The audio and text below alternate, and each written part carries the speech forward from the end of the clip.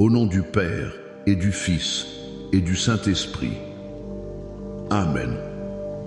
Bonjour, famille prophétique. Que la paix de notre Seigneur Jésus-Christ, l'amour du Père et la communion du Saint-Esprit soient avec toi, dans ta maison, sur tes enfants, sur ton travail, en ce jour que l'Éternel a fait. C'est un jour de joie, c'est un jour d'allégresse.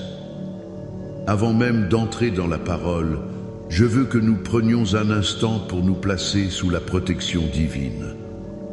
Père éternel, au nom puissant de Jésus-Christ de Nazareth, nous venons devant ton trône de grâce. Nous te remercions pour le souffle de vie, pour ce moment que tu nous accordes de nous réunir virtuellement comme un seul corps, une seule âme, un seul esprit. Seigneur, je prie maintenant pour une couverture de protection sur chaque personne qui écoute ma voix. Je plaide le sang de l'agneau, le sang de Jésus, sur ta vie, sur ton esprit, sur ton âme et sur ton corps. Que le sang de Jésus couvre ta maison, qu'il trace une ligne de démarcation que l'ennemi ne peut pas franchir. Que le sang de Jésus protège tes enfants, où qu'ils soient. Qu'il protège ton mariage, qu'il protège tes finances. Nous déclarons que par le sang de l'agneau, nous sommes plus que vainqueurs. Aucune arme forgée contre toi ne prospérera, et toute langue qui se lèvera en jugement contre toi, tu la condamneras. C'est l'héritage des serviteurs de l'Éternel. Et maintenant, Saint-Esprit, Esprit de Dieu, Esprit de vérité, nous t'invitons. Viens, prends toute la place. Viens, enseigna-nous. Viens, console-nous. Viens, révèle-nous le cœur du Père. Nous ne voulons pas entendre la parole d'un homme. Nous voulons entendre ce que l'Esprit dit à l'Église. Parle, Seigneur, ton serviteur écoute. Je ressens fortement dans mon esprit que plusieurs d'entre vous sont connectés aujourd'hui avec un esprit de peur, une anxiété qui vous ronge. Vous vous sentez exposé, vulnérable, comme si le prochain coup, la prochaine mauvaise nouvelle allait vous anéantir. Mais la parole de Dieu nous dit dans 2 Timothée, chapitre 1, verset 7, car ce n'est pas un esprit de timidité que Dieu nous a donné, mais un esprit de force, d'amour et de sagesse. Alors, en ce moment même, au nom de Jésus, je prends autorité sur tout esprit de peur, tout esprit d'angoisse, tout esprit de tourment qui a été envoyé contre ta vie. Je te lie, esprit de peur, et je t'ordonne de relâcher cette personne maintenant. Je te commande de quitter ses pensées, de quitter son cœur, de quitter sa maison. Et je libère sur toi l'esprit de force du Dieu Tout-Puissant, l'amour parfait qui bannit la peur et la sagesse divine pour naviguer dans les eaux troubles. Reçois la paix de Dieu qui surpasse toute intelligence. Reçois-la maintenant, au nom de Jésus. Amen. Famille, je suis si heureux d'être avec vous. Avant de plonger dans la richesse de la parole, je veux t'encourager. Si ce ministère est une bénédiction pour toi, aide-nous à répandre cet évangile. C'est simple. Clique sur j'aime, laisse un commentaire en écrivant Amen, le Seigneur est mon refuge. Abonne-toi à notre chaîne pour ne rien manquer et deviens officiellement partie de cette famille prophétique. Et je te lance un défi de foi. Partage ce direct avec 7 personnes. 7, le chiffre de la perfection divine. Tu ne sais pas qui, dans tes contacts, a besoin d'entendre ce message aujourd'hui. Sois le canal de la bénédiction de Dieu. Et je te fais une promesse. À la fin de cette session, je prierai spécifiquement pour tous ceux qui se sentent assiégés par l'ennemi, que ce soit dans leur santé, leurs finances ou leurs relations. Reste jusqu'à la fin ta délivrance est en chemin. Aujourd'hui, le Seigneur a mis sur mon cœur un thème qui est un véritable baume pour l'âme, une forteresse inébranlable dans les temps de tempête. Seigneur, sois mon refuge et ma forteresse. Nous allons nous abreuver à deux sources puissantes, le psaume 91 et le psaume 23. Le monde dans lequel nous vivons est rempli d'incertitudes. Un jour, tout va bien. Le lendemain, un appel téléphonique, un email, un diagnostic médical peut tout faire basculer. On nous parle de crises économiques, de guerre, de pandémie, d'instabilité. L'ennemi, le diable, rôde comme un lion rugissant, cherchant qui dévorer. Et face à tout cela, la question n'est pas y aura-t-il des tempêtes, mais plutôt où courons-nous lorsque la tempête frappera? Où est ton refuge? Où est ta forteresse? Certains placent leur confiance dans leur compte en banque, mais l'argent peut perdre sa valeur. D'autres dans leurs relations, mais les hommes peuvent décevoir. D'autres encore dans leur propre force, mais notre force est limitée. La Bible nous présente une seule réponse sûre, une seule fondation qui ne peut être ébranlée, Dieu lui-même. Notre premier point aujourd'hui, c'est de comprendre Dieu comme notre refuge. Et pour cela, nous allons au psaume 23, un psaume que beaucoup connaissent par cœur, mais dont la profondeur est infinie. David écrit « L'Éternel est mon berger, je ne manquerai de rien. Il me fait reposer dans de verts pâturages, il me dirige près des eaux paisibles, il restaure mon âme, il me conduit dans les sentiers de la justice à cause de son nom. » Qu'est-ce qu'un refuge? C'est un lieu de sécurité, de repos, de restauration. Et David utilise l'image la plus intime qui soit, celle du berger. L'Éternel n'est pas un berger distant. Il dit mon berger. C'est personnel. Ce n'est pas le berger des autres, c'est le tien. Le berger connaît chacune de ses brebis par son nom. Il sait quand tu es fatigué, quand tu as soif, quand tu es perdu. Un refuge, ce n'est pas simplement un bâtiment, c'est une relation. Ton refuge, c'est la présence de ton berger. David dit, il me fait reposer. Le monde te dit, cours plus vite, fais plus, produis plus. La pression est constante. Mais le berger te dit, viens, repose-toi. Le refuge de Dieu est un lieu où tu peux déposer tes fardeaux, où tu peux respirer, où la performance n'est pas requise, seule la présence compte. Il dit, il me dirige près des eaux paisibles. Quand ton âme est agitée, pleine de vagues de peur et d'inquiétude, le berger t'amène à des eaux qui calment ton esprit. Ce n'est pas toi qui trouves ces eaux, c'est lui qui t'y conduit. C'est lui la source de ta paix. Et écoute ce verset puissant, le verset 4. Quand je marche dans la vallée de l'ombre de la mort, je ne crains aucun mal, car tu es avec moi. Ta houlette et ton bâton me rassurent. Remarque bien, il ne dit pas si je marche, mais quand je marche. Le berger ne nous promet pas une vie sans vallée sombre. Il y aura des moments de deuil, de maladie, d'échec, de trahison. Ce sont des réalités de la vie dans un monde déchu. Mais la promesse n'est pas l'absence de la vallée. La promesse est la présence du berger dans la vallée. C'est ça le refuge. Le refuge n'est pas l'évitement du problème, c'est la présence de Dieu au cœur du problème.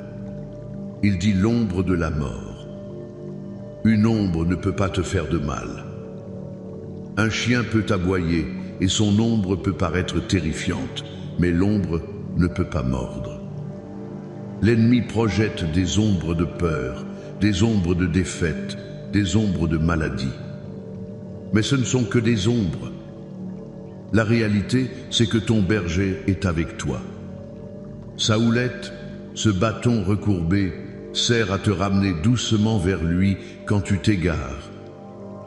Son bâton, plus solide, sert à combattre les loups et les prédateurs qui voudraient t'attaquer. Il te guide et il te défend. Voilà ton refuge. Je me souviens de l'histoire d'une femme dans notre église. Elle avait reçu un diagnostic de cancer très agressif. Les médecins lui donnaient peu d'espoir. La vallée de l'ombre de la mort était devenue sa réalité quotidienne. La peur la paralysait. Une nuit, alors qu'elle pleurait, incapable de dormir, elle a ouvert sa Bible au psaume 23. Et ces mots « Tu es avec moi » ont sauté de la page.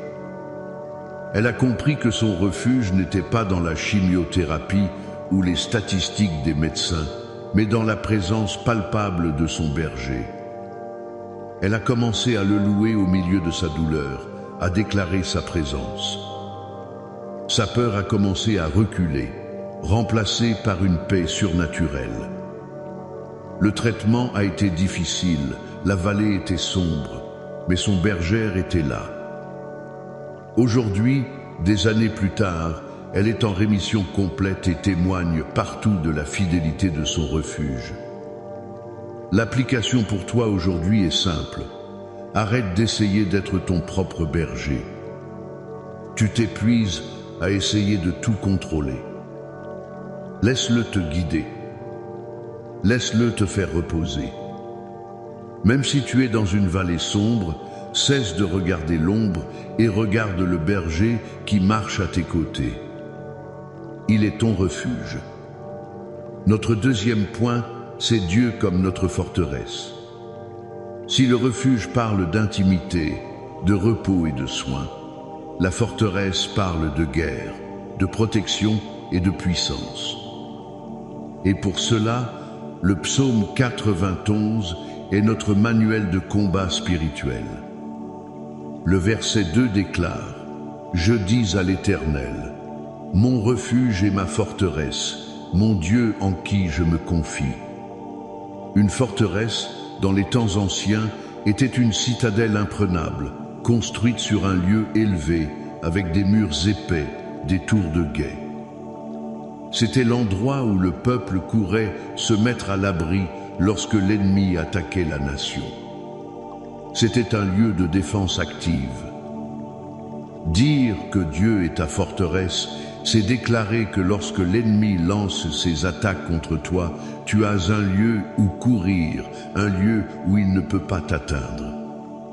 Le psaume 91 le décrit magnifiquement. Celui qui demeure sous l'abri du Très-Haut repose à l'ombre du Tout-Puissant. V.1. Ta protection dépend de ta position. Tu dois demeurer sous l'abri. Ce n'est pas une visite occasionnelle le dimanche matin. C'est une décision de vivre chaque jour dans sa présence, de rester connecté à lui par la prière et la parole. C'est là que se trouve la forteresse. Le psalmiste continue. Car c'est lui qui te délivre du filet de l'oiseleur, de la peste et de ses ravages. V.3. Le filet de l'oiseleur, ce sont les pièges subtils de l'ennemi. Les tentations qui semblent innocentes, les mensonges qui s'infiltrent dans tes pensées, les mauvaises relations qui t'éloignent de Dieu. La peste et ses ravages, ce sont les attaques frontales, la maladie soudaine, la crise financière inattendue, les paroles de malédiction prononcées contre toi. Mais la promesse est que dans la forteresse, tu es délivré de tout cela. Il te couvrira de ses plumes, et tu trouveras un refuge sous ses ailes. Sa fidélité est un bouclier et une cuirasse. V.4. Quelle image tendre et puissante! Comme une poule protège ses poussins sous ses ailes, Dieu te couvre. L'ennemi doit d'abord passer par Dieu pour t'atteindre. Et sa fidélité, pas la tienne, mais la sienne est ton armure. Quand tu sens que ta foi vacille, appuie-toi sur sa fidélité. Il ne change pas. Il est le même hier, aujourd'hui et éternellement. Regarde la vie de Joseph. Ses frères l'ont vendu comme esclave. C'était le filet de l'oiseleur. Il a été faussement accusé par la femme de Potiphar et jeté en prison. C'était la peste, le ravage. Pendant des années, il était dans une situation humainement désespérée. Mais où était Joseph spirituellement? Il demeurait sous l'abri du Très-Haut. Dieu était sa forteresse au fond de la prison. Il n'a pas laissé l'amertume le ronger. Il n'a pas maudit Dieu. Il a continué à se confier en son Dieu. Et parce qu'il était dans la forteresse, non seulement l'ennemi n'a pas pu le détruire, mais Dieu a transformé chaque attaque en une étape vers sa destinée. La prison est devenue le chemin vers le palais. C'est ce qui se passe quand Dieu est ta forteresse. L'ennemi pense t'avoir piégé, mais en réalité, il te pousse simplement vers l'endroit où Dieu veut t'élever. L'application pour toi, c'est de reconnaître les attaques de l'ennemi pour ce qu'elles sont. Ne sois pas naïf. Il y a une guerre spirituelle. Quand la calomnie frappe, quand la maladie attaque, quand le découragement t'envahit, ta première réaction ne doit pas être la panique. Ta première réaction doit être de courir dans ta forteresse. Comment? En ouvrant ta bouche et en proclamant « Éternel, tu es ma forteresse, je me confie en toi. Aucune arme forgée contre moi ne prospérera. » Tu combats avec la parole de Dieu. Tu te réfugies dans ses promesses. C'est un acte de foi conscient et volontaire. Alors, famille, nous avons vu le refuge qui nous apporte le repos et la restauration, et la forteresse qui nous assure la protection et la victoire. Ce ne sont pas deux dieux différents. C'est le même Dieu, notre Père céleste, qui est à la fois tendre comme un berger et puissant comme un guerrier. Et maintenant, je veux que nous scellions ces vérités dans notre esprit en proclamant ensemble la parole de Dieu. Où que tu sois, je t'invite à écouter, à recevoir et même à lire avec moi, si tu le peux. C'est une déclaration de foi. C'est une arme de guerre. C'est le psaume 91. Celui qui demeure sous l'abri du Très-Haut repose à l'ombre du Tout-Puissant. Je dis à l'Éternel, mon refuge et ma forteresse, mon Dieu en qui je me confie. Car c'est lui qui te délivre du filet de l'oiseleur, de la peste et de ses ravages. Il te couvrira de ses plumes et tu trouveras un refuge sous ses ailes. Sa fidélité est un bouclier et une cuirasse. Tu ne craindras ni les terreurs de la nuit, ni la flèche qui vole de jour, ni la peste qui marche dans les ténèbres, ni la contagion qui frappe en plein midi. Que 1000 tombent à ton côté et 10 000 à ta droite, tu ne seras pas atteint. De tes yeux seulement tu regarderas, et tu verras la rétribution des méchants. Car tu es mon refuge, ô Éternel, tu fais du Très-Haut ta retraite. Aucun malheur ne t'arrivera, aucun fléau n'approchera de ta tente. Car il ordonnera à ses anges de te garder dans toutes tes voies. Ils te porteront sur les mains, de peur que ton pied ne heurte contre une pierre. Tu marcheras sur le lion et sur l'aspic, tu fouleras le lionceau et le dragon. Puisqu'il m'aime, je le délivrerai, je le protégerai, puisqu'il connaît mon nom. Il m'invoquera et je lui répondrai. Je serai avec lui dans la détresse, je le délivrerai et je le glorifierai. Je le rassasierai de longs jours et je lui ferai voir mon salut. Amen. que la parole de Dieu s'accomplisse dans ta vie. Et maintenant, inclinons nos cœurs dans la prière. Mettons en pratique ce que nous venons d'entendre. Père céleste, au nom puissant de Jésus, nous venons à toi. Nous te remercions pour ta parole qui est la vérité, qui est une lampe à nos pieds et une lumière sur notre sentier. Seigneur, nous choisissons aujourd'hui de faire de toi notre refuge. Pardonne-nous pour toutes les fois où nous avons essayé d'être notre propre berger, où nous avons couru partout chercher de l'aide, sauf en toi. Aujourd'hui, nous déposons nos fardeaux à tes pieds. Nous te donnons notre anxiété, notre fatigue, notre confusion. Conduis-nous, Seigneur, près des eaux paisibles. Restaure notre âme. Et même lorsque nous traversons des vallées sombres, nous déclarons par la foi que nous ne craignons aucun mal, car Téhu est avec nous. Ta présence est notre sécurité. Seigneur, nous déclarons aussi que tu es notre forteresse. Nous choisissons de demeurer sous ton abri. Nous courons vers toi face aux attaques de l'ennemi. Nous nous revêtons de ta fidélité comme d'un bouclier. Nous nous plaçons sous la protection de tes ailes. Merci parce que tu nous délivres de tout piège, de toute maladie, de toute attaque visible et invisible. Et maintenant, comme je l'ai promis, je veux prier pour toi qui te sens assiégé. Toi qui as l'impression que les murs se referment sur toi. L'ennemi t'a encerclé. Il a assiégé tes finances et tu ne vois aucune issue.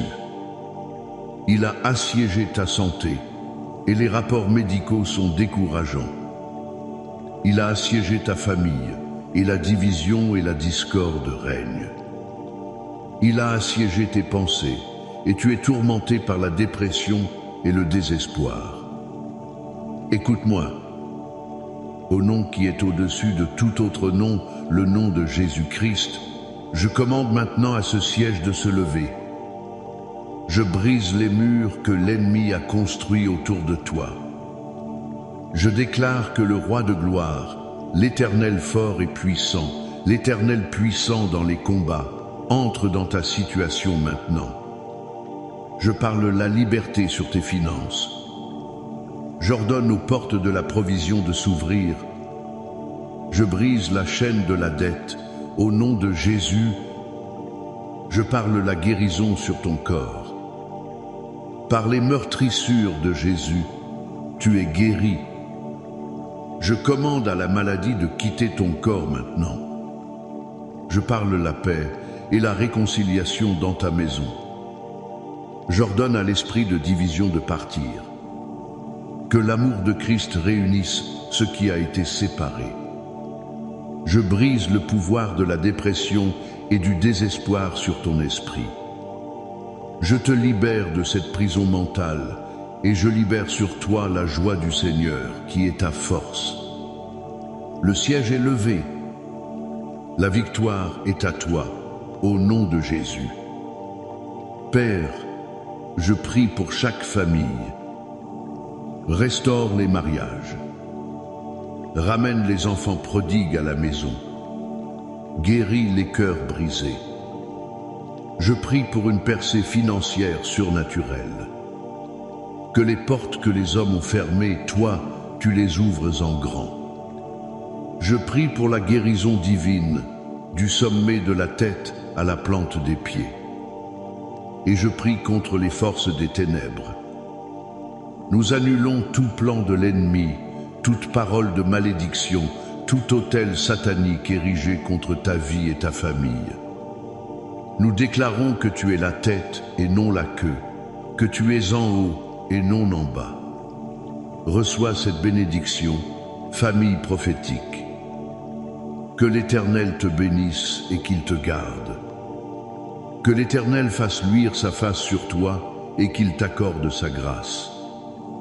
Que l'Éternel tourne sa face vers toi et qu'il te donne la paix. La paix dans ton cœur, la paix dans ta maison, la paix dans ton travail, la paix dans ton corps. Au nom du Père et du Fils et du Saint-Esprit. Amen et Amen. Allez dans sa paix et souvenez-vous, il est votre refuge et votre forteresse.